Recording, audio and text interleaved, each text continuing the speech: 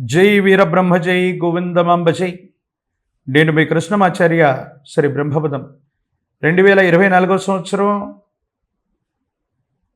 July మాసం మీనరాశి వారి యొక్క రాశిఫలం.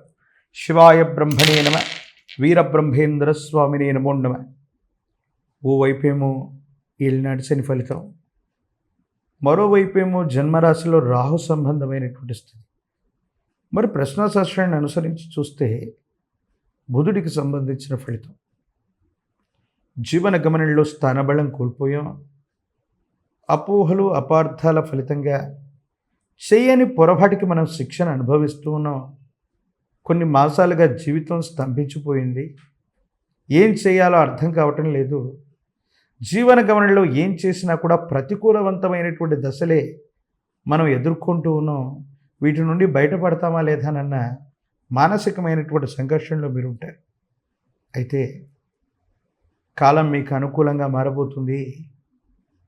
ఎంతో కాలంగా ఎదురు చూస్తున్న ఒక ముఖ్యమైనటువంటి విషయంలో శుభవార్తను మీరు వినబోతున్నారు.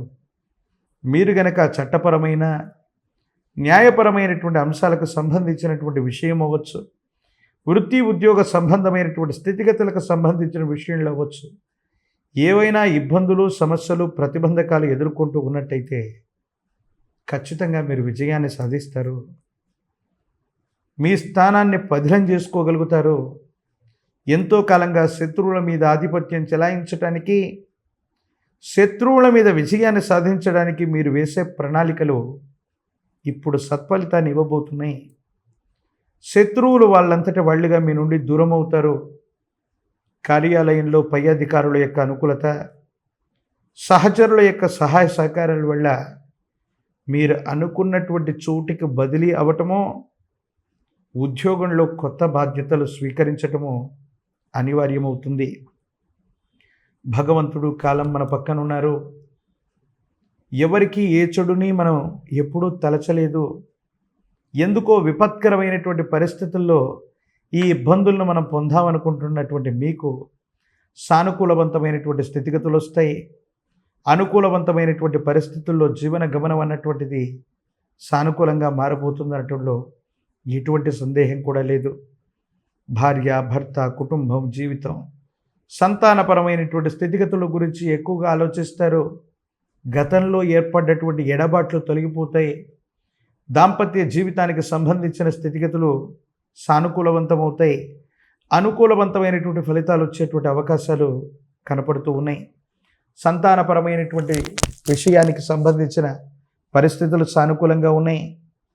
మీ గర్భవాసాన జనించిన సంతతి, వాళ్లకు సంబంధించినటువంటి ఉద్యోగం, విద్య, భవిష్యత్తు ఇవన్నీ కూడా అనుకూలవంతంగా మారబోతున్నాయి. కానీ ఆరోగ్యపరమైనటువంటి అంశాల్లో కంటి చూపుకు సంబంధించి, చర్మ సంబంధమైనటువంటి అంశాలకు సంబంధించి, పాదాలకు సంబంధించి, ప్రత్యేకించి తల లేదా వెంట్రుకలకు సంబంధించిన విషయంలో ఏవైనా ఆరోగ్యపరమైనటువంటి అంశాల్లో ఇబ్బందులు ఏర్పడేటువంటి అవకాశం ఉంది. వీటిని గురించి చర్య తీసుకోవటం చెప్పదగినటువంటి సూచన.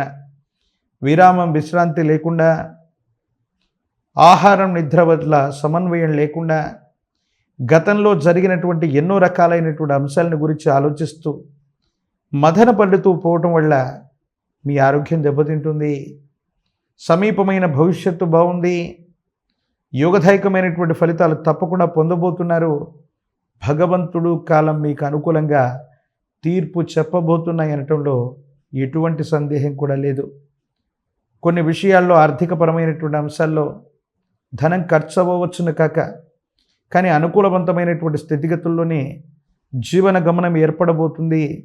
సానుకూలవంతమైనటువంటి స్థితిగతుల్లోనే భవిష్యత్తు ఉండబోతుంది అనటంలో ఎటువంటి సందేహం కూడా లేదు. మానసికమైనటువంటి ఆందోళనలు కట్టిపెట్టి ఆరోగ్యపరమైనటువంటి అంశాల పట్ల శ్రద్ధ చూపెడితే చాలు. భవిష్యత్ అంతా కూడా యోగదాయకంగా ఉంది, సానుకూలవంతంగా ఉంది.